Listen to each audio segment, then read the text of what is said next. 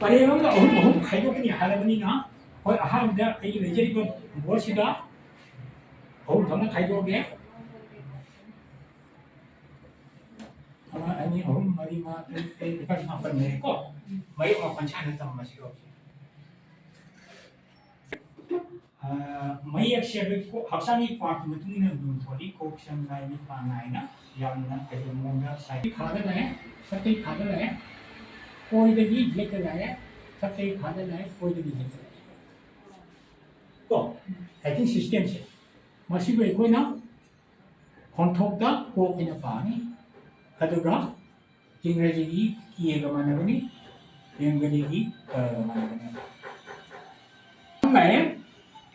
असिना कॉन्थोक्टा सम्मायना पारनी अदुगा इंग्लिशदा केस लेया बेंगली दा लुना ताली बिसा नतगा अंते साइना ले अनि ले को सम लाइलानी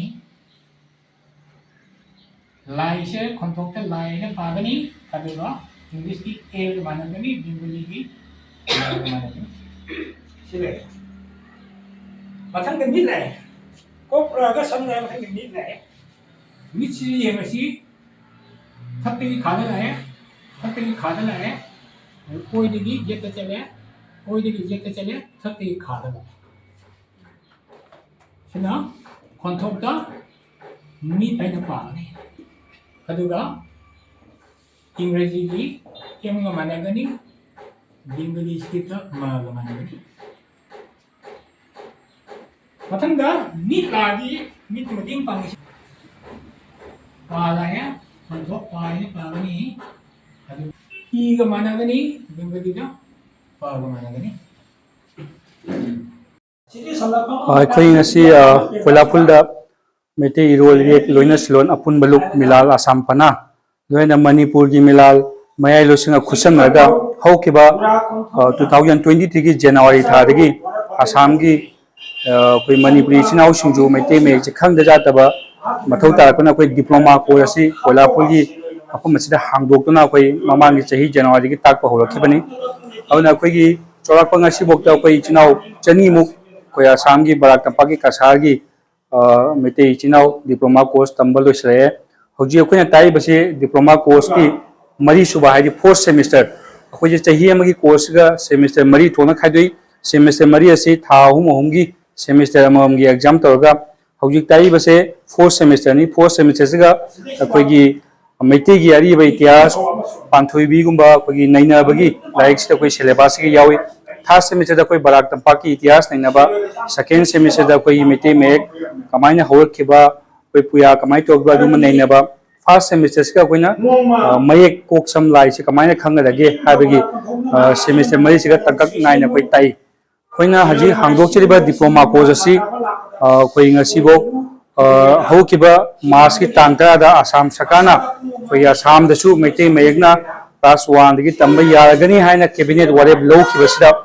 koi Barak Tampak da Assam da laiba tongando Meitei Chinau mayama koi online gi khutang da offline khutang da tambe khudong chaba koi na pibasida mayama tamnabagi kanna honari ngasi bokta koi da handak tan nauna koi mini phumuk so koi da registration tauna hoji class tawba hore Kolhapur center da koi labna lekhiba koi khojai gumba Guwahati gumba adu mapan da lekhiba Chinau singju koi mobile gi online gi khutang da koi mokoi da hainana ba honajari अखोना होजिक हांगजेरबा Kolhapur center से Kolhapur gi Silchar lambida laiba Emmanuel school gi mamang loina SBI bank handak nauna hangba Kolhapur SBI branch ki hek opposite laiba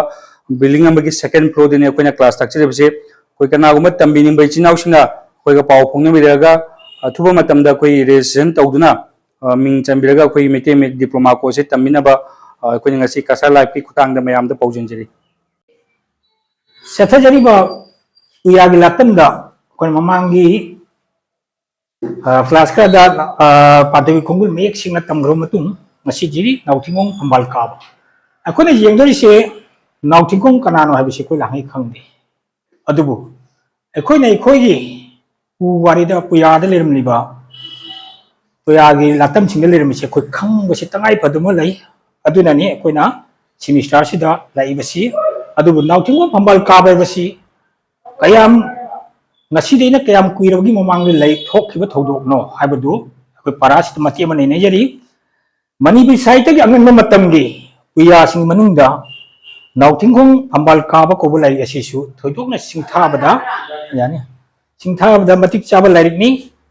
lairik asi waring doini irami matang sida ni haning se ayamba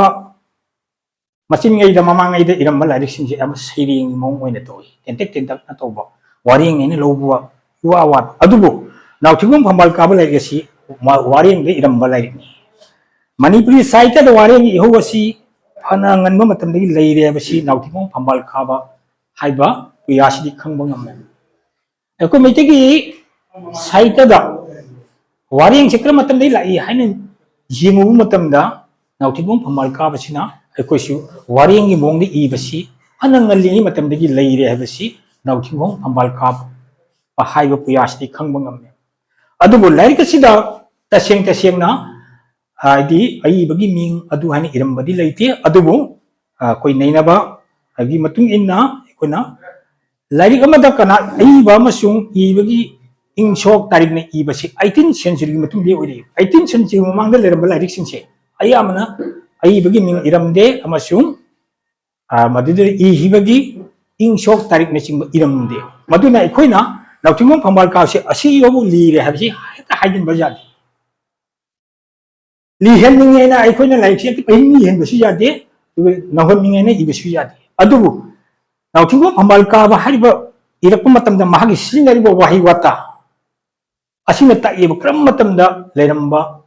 kram matamda puthokina bo saura khong khoi puthokpa ngamme aduna ne akoina akogi manipuri gi waring hisu nauthingkhong ambal ka ba hariba waring sina iramba gi matung inadi akosi waring da ibase yamngalinge dagi leram le habasni asigi matik saba masigi hamla pawari di sahi cha taret subada maiti kanglei lamdamda nungthau oikiba meidingu ura konthobugi mapari nauthingkhong na seloi lamai chingda saidang duna lodun leikho matamda thokibo thodoki yogumpham orga sagat pawari ni ngasi kanago gasidel mayam class ta jogi bisingasu mangjungna khang busu jai nauthingkhong ambal ka ba basi masumna mari poi mari pokoda ani mangan leihide aduga mase manau ni pamsu leiri adu masi sak angang oing degi lakna phana jata ba angang mo ne hori aidu lamhen bane amna lamhen di chang thona leiba adumba angang oina hori aduga apa konthau kanosina ura konthau na nongmadi pasani pasidi nongmadi lepa kining tho kadori ba ko bunina ura konthau ba ning thau sina masabu umtangdi ora watien na tauge na tri lepa si mana pu hoduri mi habasi apa moi gi mama bi wakhan khalakpadagi nongmadi nauthingkhong se kausilaga ora watiem bani